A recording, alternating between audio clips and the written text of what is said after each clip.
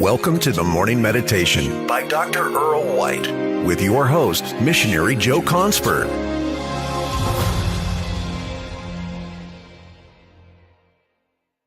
Yesterday on the Morning Meditation, we looked at a very beautiful story of redemption, the redemption of Ruth. And today we're going to look at a very ugly story of treachery and murder as we study a leak in the character. 1 Kings 16:16. Zimri hath conspired, and hath also slain the king. I am quoting from Joseph Parker's message on this incident. There was once a king in Israel called Elah, and he reigned over Israel in Tirzah 2 years.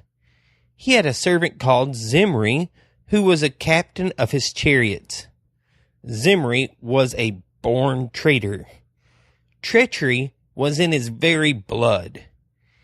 In the case of Elah, Zimri had a marked advantage, for Elah was a drunken fool. He was in the habit of visiting the house of another of his servants, a steward called Arza, and there he had what drink he asked for, and he asked for a good deal. So much so that he was often drunk in his servant's house. And on one of these occasions, Zimri went in and killed him and reigned in his stead. These are the facts which we have to deal with. They are very ancient. Or are they happening around about us every day? Is Elah dead? Is Zimri clean gone forever? And in the house of the servant Arza, is it closed, so that the master can drink no more with the steward? Elah lives in every man who has great chances or opportunity in life, but allows them to slip away through one leak in the character. Elah was a king and the son of a king, so his openings in life were wide and splendid.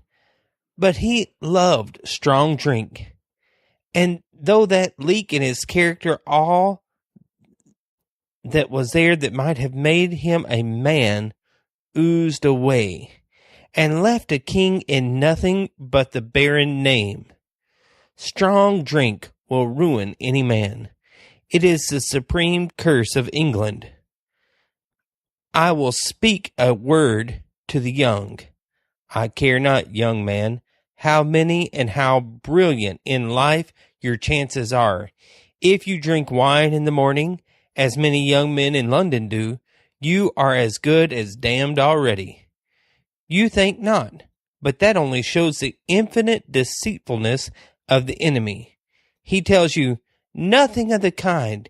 This is a parson's twaddle.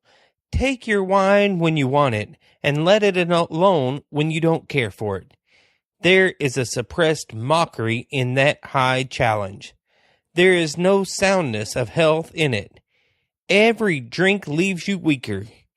Every emptied glass is another link added to the strong chain thrown upon your limbs. You take sherry in the morning, and it brightens and lightens you for the day, you think. Let me tell you what it does. It exhilarates you. It takes you out of yourself for a while, but it takes away the source of your will. It throws a cloud over your brain. It blunts your moral criticism. It hastens you along the road that dips easily but surely into hell. The young man who drinks in the morning may be saved, for I dare not set limits on the mercy of God. But how he is to be saved, it is impossible for me to say. The devil has hold of both his hands. His feet are upon a slippery incline, and how he is to get back again I cannot tell. God help him. God save him. What is true of this leak in a man's character is true of every other. Take indecision, for example, or idleness, or love of company, or devotion to pleasure. Give me a young man with a king for a father, a throne for an inheritance, a kingdom for a field to cultivate, and let him be idle or undecided or pleasure-loving, and his doom is sealed. A great merchant once said to me, "If a certain man in his employment, I would tomorrow give that man 1,000 a year to begin with, if he could do one thing, and that is hold his tongue. But he would no sooner get the appointment than he would go into an alehouse and tell the whole company everything I'm doing. There is a leak in the character, and it means ruin. It is astounding what one leak will do." I remember lowering a brass valve put into some water apparatus which has been fitted by one of the most skillful plumbers. But when all was done, there was a faint thread of water running.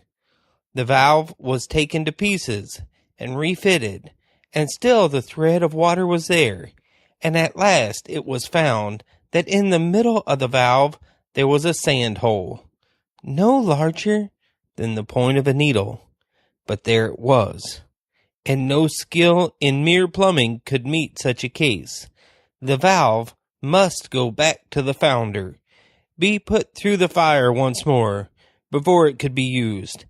It is just the same with character. The leak is very small, but it is fatal. Night and day it runs. Sleeping and waking it runs. Summer and winter it runs. And no cistern, no reservoir can stand a perpetual leak.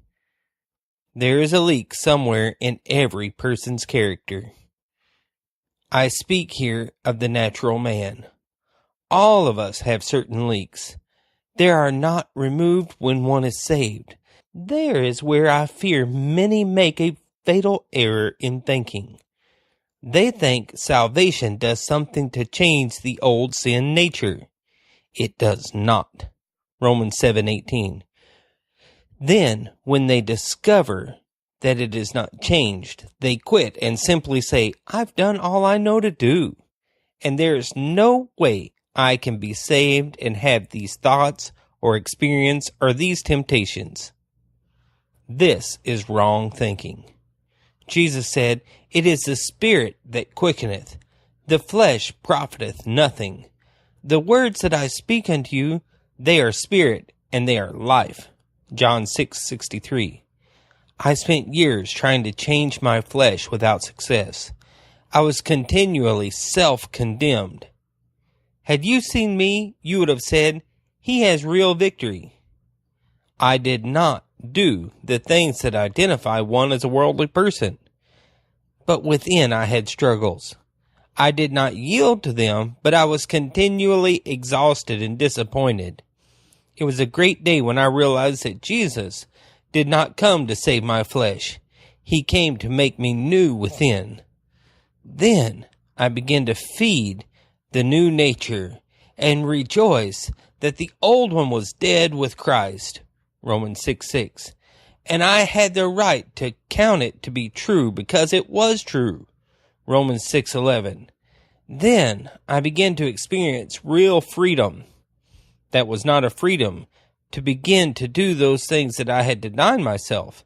It was a freedom to enjoy a life of self-denial, knowing that my acceptance with Him was not based on self-denial, but my relationship with Him. And that relationship is eternal and not subject to loss because I don't measure up. This is not a license to sin, but it is freedom from condemnation. Romans 8:1.